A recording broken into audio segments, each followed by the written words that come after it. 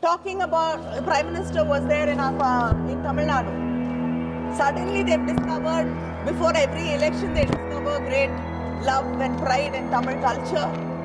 But just a few months before that, they do not want to accept the greatness of the Keeladi findings. You do not want us to talk about the greatness of Tamil Nadu, where our Chief Minister says that from Tamil Nadu is where the history of India shall be written. But you came to Gangaikonda Cholapuram. Remember the name. Gangaikonda Cholapuram. Gangaiயை கொண்டவனவன். கங்கையை வென்றவனவன். தமிழன் கங்கையை வெல்லுவான். நினைவில் வைத்துக் கொள்ளுங்கள். Sir, you keep saying that you are Vishwaguru. I want to know, what if the Vishwaguru, every time there is an attack, this is not the first time. Just this year, in May 24, in Jaipur there was an attack.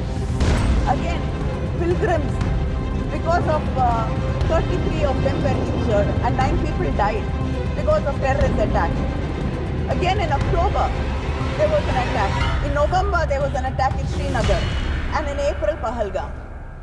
In Pulwama, they brought 240 kgs of RDX. We don't have any answers. Every time there is an attack, you say it will not happen again. What has the Vishwaguru learned? Vishwaguru is not teaching anybody anything. But what have you learned? You have not even learned humility. When Mumbai attacks happened, the Prime Minister of this country came out and apologized to the people of this country, saying that this should not have happened and we should have prevented it. Learn the humility from him. He is no more.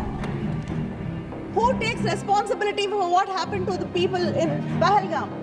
They were innocent tourists. They believed you, trusted you, and came there thinking it is a safe place. But they lost their lives, their loved ones. Have you reached out to these victims actually? What compensation has the union government given them?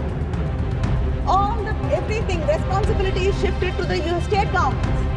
It's the state governments who have to take care of them. What has the union government done? Nothing.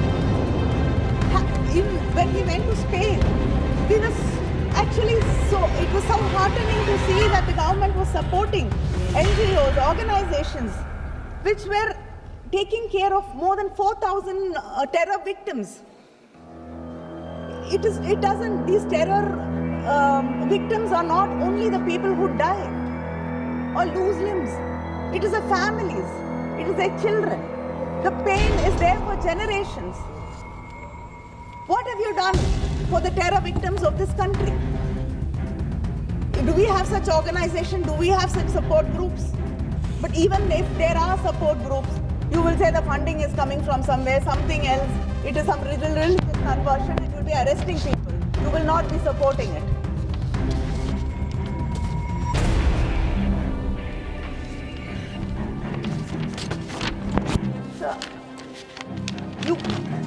The Home Minister, when he spoke about what great achievements they've made in Jammu and Kashmir. I'd like to know, what was the department doing when the RAW and IB, they said that there were suspicious activities there. There were terrorists trying to recce and find out what is happening. There were movements.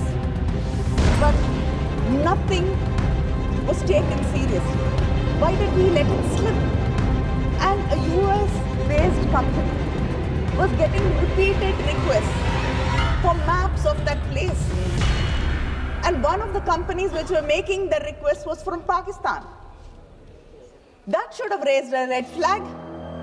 How did you miss that? You can't keep talking about Operation Sindoor and make us forget all these questions. This is a failure on your government to protect the people. Don't go back and keep blaming something which happened 100 years ago, 50 years ago, 25 years ago. Talk about today. The government is in your hands. You are responsible for the people of this country. Why did you not protect them? Why did you fail? You made Kashmir into a union territory. But you've cut the budget for the policing there by 464 crores. It is a territory which has to be protected.